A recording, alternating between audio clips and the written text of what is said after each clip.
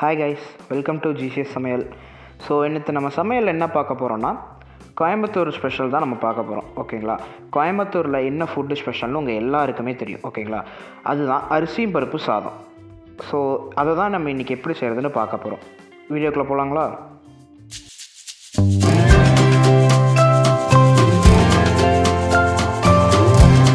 First நம்ம அரிசி ஊற வச்சுக்கலாம். நம்ம 3 கிளாஸ் அரிசிக்கு 1 கப் பருப்புங்கிற மாதிரி நான் எடுத்துருக்கோம்.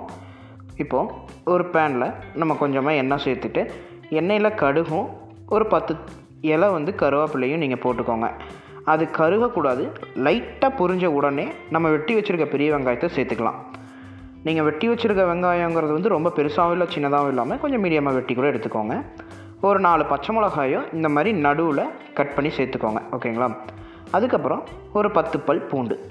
நம்ம நிறையா பூண்டு போகிறனால நான் ரொம்ப காரமாக இருக்கும்னு நீங்கள் நினைப்பீங்க. அப்படிலாம் இல்லை. நீங்கள் 10 பல் பூண்டு போட்டால் கூட உங்களுக்கு அந்த காரம் அவ்வளோக்கா தெரியாது. ஓகேங்களா? நீங்கள் 10 பல் பூண்டை இந்த மாதிரி இடித்து நல்லாவே சேர்த்திட்டு நம்ம இந்த மாதிரி கிளறி விட்டுடலாம். ஓகேங்களா? இப்போ கிளறி விட்டோடனே இந்த அளவுக்கு பொன்னிறமாக இல்லை, கொஞ்சம் வதங்கின உடனே நம்ம கொஞ்சம் சீரகத்தை சேர்த்து மிக்ஸ் பண்ணிடலாம். இப்போ எல்லாமே ஓரளவுக்கு நல்லா வந்ததுக்கப்புறம் கொஞ்சம் ஒரு 4 தக்காளி இந்த மாதிரி வெட்டி சேர்த்துக்கோங்க. இப்போ நல்லாவே எல்லாமே சேர்த்து வதக்கிக்கோங்க. நல்லா வதக்கிக்கோங்க. இந்த அளவுக்கு வதக்குனிங்கனாலே போதும். இன்னும் வதக்கணும்னா கொஞ்சம் கருகிற மாதிரி ஆகிடும். ஸோ இதுவே பெட்ரு தான். இப்போது நம்ம ஒரு டீஸ்பூன் மஞ்சத்தூள் போட்டு அது கூட ஒரு டேபிள் ஸ்பூன் மல்லித்தூளையும் சேர்த்துக்கோங்க. சேர்த்துட்டு இப்போ அந்த மல்லி மற்றும் அந்த மஞ்சள் இது எல்லாமே நல்லா கலங்குற மாதிரி அந்த வெங்காயம் தக்காளி கூட இது நல்லாவே ஒட்டணும். ஓகேங்களா? அதுக்காக ஒரு மீடியமான சூட்டில் இதை நல்லாவே மிக்ஸ் பண்ணி விட்டுருங்க. மிக்ஸ் பண்ணிவிட்டு நம்ம இப்போ ஒரு குக்கரில் அரிசி கொட்டி வச்சுருந்தோம் இல்லைங்களா, அந்த அரிசியை அந்த குக்கரை தூக்கி நம்ம அடுப்பில் வச்சிடலாம். இப்போ நம்ம செஞ்சு வச்ச மசாலா நல்லாவே எண்ணெய் பிரிஞ்சு சூப்பராக வந்துருச்சு. இப்போ அந்த மசாலாவை நம்ம இப்போ அந்த கொட்டி வச்சுருந்த ரைஸில் சேர்த்துக்கோங்க. சேர்த்துட்டு இப்போ அந்த ரைஸ் கூட நல்லா மிக்ஸ் ஆகிற மாதிரி நல்லாவே மிக்ஸ் பண்ணி விட்டுருங்க. ரொம்ப கிளறாதீங்க. ஓரளவுக்கு கிளறின உடனே நீங்கள் எவ்வளோ டம்ளர் அரிசி போட்டிங்களோ அதுக்கு தகுந்த மாதிரி தண்ணி ஊற்றிக்கோங்க.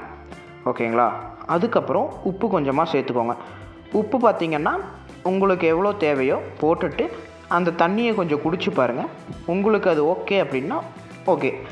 இந்த அளவுக்கு கொதி வந்த உடனே நம்ம குக்கரை க்ளோஸ் பண்ணிவிட்டு நீங்கள் எத்தனை டம்ளர் அரிசி வச்சுருக்கீங்களோ அதுக்கு தகுந்த மாதிரி விசிலை கேல்குலேட் பண்ணி நம்ம எடுத்துக்கலாம். ஓகேங்களா? இப்போ நான் ஒரு 3 விசில் இல்லைன்னா ஒரு 4 விசில் பக்கம் விட்டுட்டு இப்போ எடுத்து பார்க்கும்போது நமக்கு தேவையான சுவையான அரிசி பருப்பு சாதம் ரெடி ஆயிடுச்சு.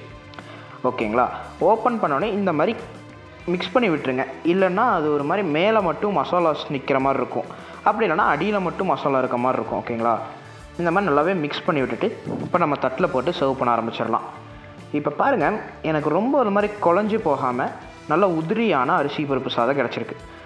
ஸோ இந்த மாதிரி உங்களுக்கு வேணும்னா நம்ம வீடியோவில் நான் என்ன சொல்லணும் அதை நான் ஃபாலோ பண்ணாலே போதும். உங்களுக்கும் இந்த மாதிரி உதிரியான அரிசி பருப்பு சாதம் கிடச்சிடும். ஓகே கைஸ், என்னத்த வீடியோவில் நம்ம கோயம்புத்தூர் ஸ்பெஷல் அரிசி பருப்பு சாதத்தை பார்த்துட்டோம். ஸோ நாளை சந்திப்போம். டாட்டா, பாய்.